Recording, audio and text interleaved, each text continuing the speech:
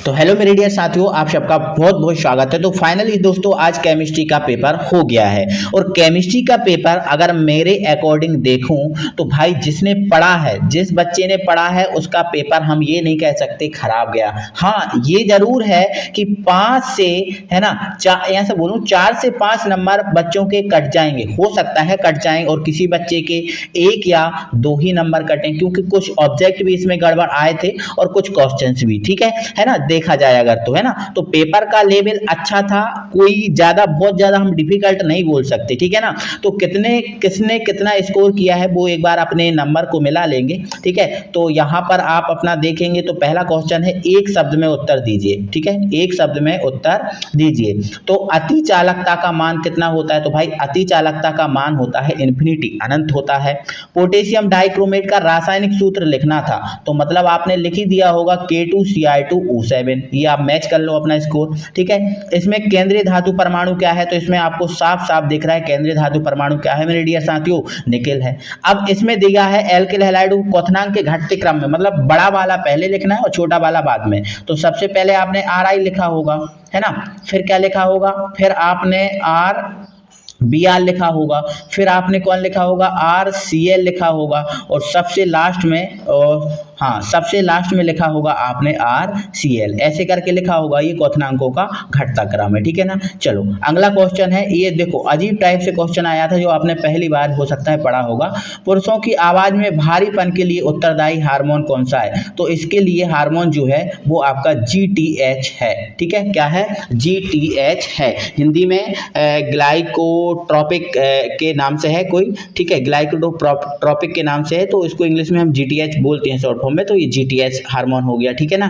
चलो इसके बाद हम आगे बढ़ेंगे और आगे हमारे दूसरे नंबर पे सही विकल्प है, और सही विकल्प में देखो पहले अपन से क्या बोला है, 2 या 2 से अधिक अवयवों का समांगी मिश्रण विलयन कहलाता है, ये सब जानते हो, ठीक है ना। चलो इसमें इसने सेकंड क्वेश्चन था कि भाई वेग ये था व्यंजकों की अभिक्रिया की कोटि बताना है, तो इसकी घात कितनी है बेटा, 1/2, और इसकी घात कितनी है, 3/2। एलसीएम लोगे तो 2 ही आएगा, ऊपर कितना आ जाएगा, 4, 2 से काट दोगे 2 दूनी 4, तो आंसर कितना आ जाएगा, 2 आ जाएगा, है ना। संक्रमण तत्व है, अब इसमें से संक्रमण तत्व कौन सा है? तो देखो सोडियम तो है नहीं, पोटेशियम तो है नहीं, सीजियम भी नहीं है, कौन है, टाइटेनियम। टाइटेनियम कौन है, संक्रमण तत्व है, ठीक है। अगला है भाई बेंजल्डिहाइड का सूत्र बताओ। अब बेंजल्डिहाइड का सूत्र C6H5CHO है ना, ये आपका सही हो जाएगा। एथेन 1,2 डाइएमीन, तो एथेन 1,2 डाइएमीन का ये फॉर्मूला है, ये वाला, ठीक है, जिसको अपन EN बोलते थे शॉर्ट फॉर्म में, एथिलीन डाइएमीन, ये वाला फॉर्मूला हो गया। आप सभी जन अपने अपने नंबर मैच कर लें। कोशिकाओं के मध्य संदेश वाहक का काम कौन करता है? तो भाई संदेश वाहक का काम कौन करता है? RNA करता है, तो इसका सही आंसर क्या हो जाएगा, RNA हो जाएगा, ठीक है ना।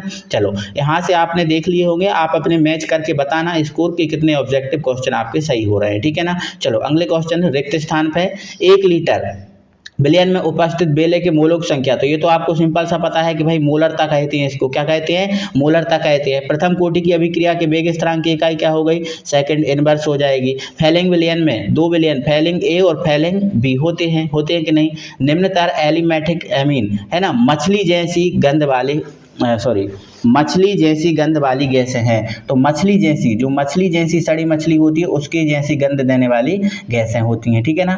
चलो ग्लूकोज प्रकृति में मुक्त और संयुक्त दोनों अवस्थाओं में पाया जाता है, मुक्त अवस्था में भी होता है और संयुक्त अवस्था में भी होता है, तो संयुक्त आएगा इसका आंसर, ठीक है ना। चलो यहाँ पर तीसरा एमिनो अम्ल डाइपेप्टाइड से संयोग करके उत्पाद खाली स्थान कहलाता है, तो इसको तृतीय पेप्टाइड बोल सकते हैं अपन, क्या बोल सकते हैं, तृतीय पेप्टाइड बोल सकते हैं या पेप्टोन्स बोल सकते हैं, ठीक है ना, तृतीय पेप्टाइड या पेप्टोन्स बोल सकते हैं इसको अपन, ठीक है ना। चलो आगे बढ़ेंगे और अगले क्वेश्चन पे हम बात करेंगे, और अगला हमारा क्वेश्चन है सत्य असत्य वाला, ठीक है ना।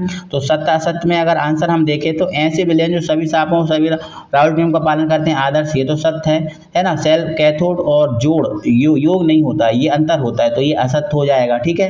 ये स्थायी संकुल बनाते हैं, ये भी सत्य है, ठीक है। ये एक सम्मित ईथर है, नहीं ये सम्मित ईथर नहीं है, ये असत्य हो गया।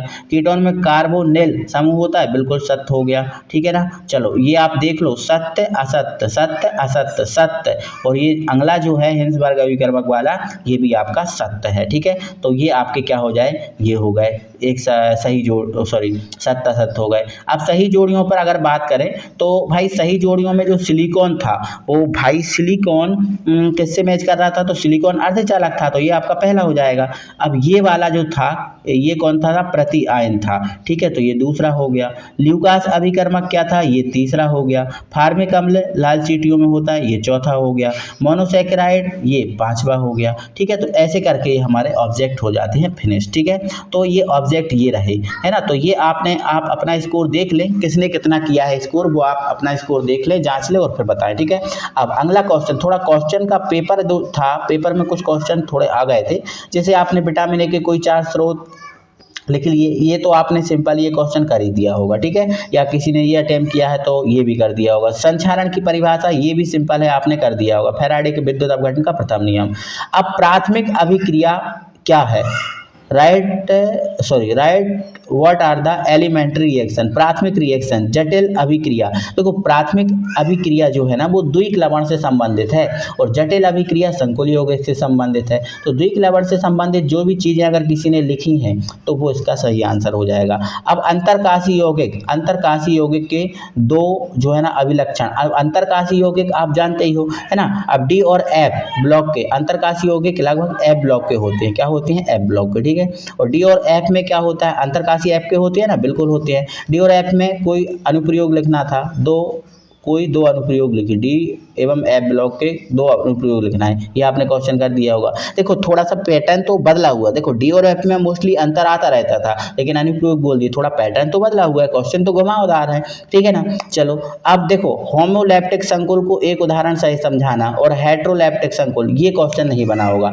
तो आपने देखो अगर आपने जटिल संकुल जैसे आपका EDTA हुआ, है ना, DMG हुआ, इनसे अगर कोई संकुल बनाया आपने है तो वो आपका जटिल संकुल या हेट्रो या होमोलैप्टिक संकुल कहलाएगा। मतलब सम और विषम संकुल है, ये कुछ विशेष नहीं है, सम और विषम है। होमो का मतलब होता है इवन, मतलब सम होता है, ठीक है, और हेट्रो का मतलब होता है विषम। तो सम और विषम संकुल है, कोई ऐसी वो नहीं है, ठीक है। आपने अटेम्प्ट किया है, आपने कुछ लिखा होगा तो बाकायदा आपको नंबर मिलेंगे। अब ये IUPAC नाम है, तो ये IUPAC नाम आपसे बने गए होंगे, ठीक है ना। एक बार मैं आपको बता देता हूँ, पोटेशियम टेट्रासाइनेडो, तो देखो पोटेशियम ये है।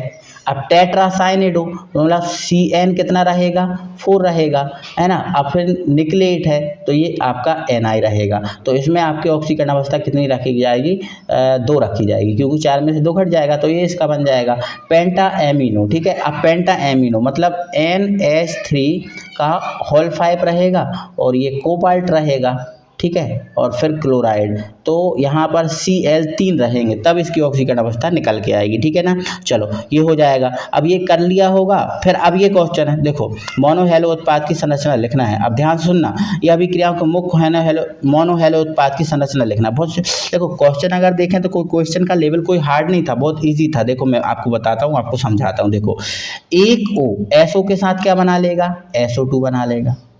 एक HCl के साथ क्या बना लेगा, HCl बना लेगा, ठीक है। अब बचा कौन, एक Cl, तो ये आपकी रही रिंग और यहाँ पर क्या जोड़ दो, Cl, सॉरी ये नहीं आएगा, एक सेकेंड, ये नहीं आएगा, यहाँ जोड़ दो Cl, यहाँ जोड़ दो आपका Cl, ये बन जाएगा इसका सही आंसर, ठीक है ना। चलो एक बार आगे बढ़ेंगे और अगले क्वेश्चन में। अब देखो इसका ब्रोमीनीकरण है, ये जो है ना आपका क्या है, ब्रोमीनीकरण है पराबैंगनी किरणों द्वारा, ठीक है। तो आपको कुछ नहीं करना था, बहुत सिंपल था, ठीक है। अब NO2 था, यहाँ CH2 था, यहाँ Br था, तो एक Br को CH3 के साथ बाहर निकालते तो CH3 क्या निकलता, Br बनता, और एक जो Br बनता वो CH2 के साथ जोड़ देते, सिंपल था।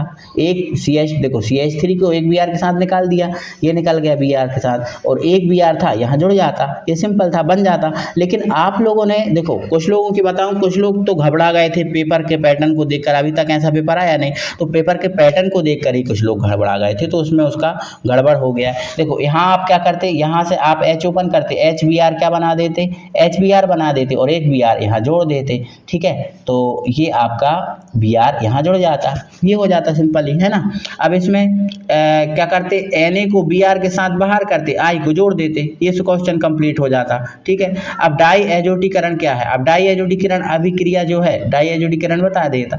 अब डाई एजोटीकरण का भंडारण क्यों नहीं किया जाता, डाई एजोकरण, ये थोड़ा सा क्वेश्चन घुमावदार था ना, बिल्कुल घुमावदार था, ठीक है ना। चलो, अभिक्रिया की आणविकता में कोई 3 अभिलक्षण अंतर लिख दिए होंगे, ये क्वेश्चन तो आपने कर दिया हो। संक्रमण तत्व, अब एंथैल्पी वाला था, है ना, संक्रमण तत्वों की एंथैल्पी मतलब इलेक्ट्रॉन बंधुता उच्च मान क्यों रखते हैं। तो आप एस और पी से तुलना करके जो क्वेश्चन आपको बताए गए थे उस टाइप से आपको इसको बना लेना था, ठीक है। अब ये इसमें ये इलेक्ट्रॉन ग्रहण करने के हिसाब से बता देते आप, ठीक है। तो ऐसे करके अगर देखा जाए तो कोई ज़्यादा विशेष पेपर नहीं है, लेकिन हाँ, जैसे गाटरमैन, इटार्ड अभिक्रिया ये बन गई होंगी आप लोगों से, ठीक है ना।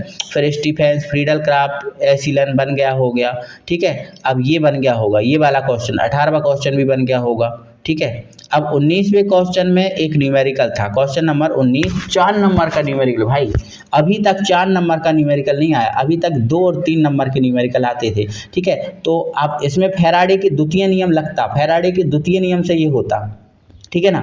अब फैराडे का प्रथम और द्वितीय नियम लगभग दोनों इसमें यूज होते, तब आता आंसर। और इसमें वियोजन की मात्रा अल्फा बराबर lambda M C upon lambda M infinity, इससे आपका ये क्वेश्चन कंप्लीट होता। तो ये भी क्वेश्चन 19वां कंप्लीटली हो जाता है ना।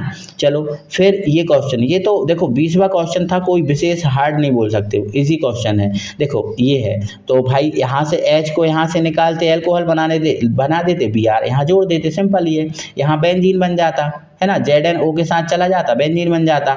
अब यहाँ पर H प्लस OH माइनस, ठीक है। तो OH को देखो, H को इसके, हाँ ठीक है, H प्लस OH माइनस, इसमें H भी प्लस है, तो यहाँ पर देखो ये टूटता तो ये बॉन्ड टूट जाता और OH इससे जोड़ देते, है ना, H को अलग कर देते और OH को इससे जोड़ देते, तो मतलब H को आप H2 के रूप में ही बाहर कर सकते थे, ठीक है ना। और ये आपका नाइट्रीकरण था, ये आपका सिंपल ही क्या था, नाइट्रीकरण था। तो ये क्वेश्चन हम देखो, क्वेश्चन पेपर मैंने आपको बताया है ना, पूरा क्वेश्चन पेपर मैंने आपको दिखाया। मैं इसको ये भी कह सकता हूँ हार्ड भी है, ठीक है, लेकिन इतना भी हार्ड नहीं है, अगर आप शांति से अच्छे से करते तो हो भी जाता, ठीक है। तो आई थिंक आप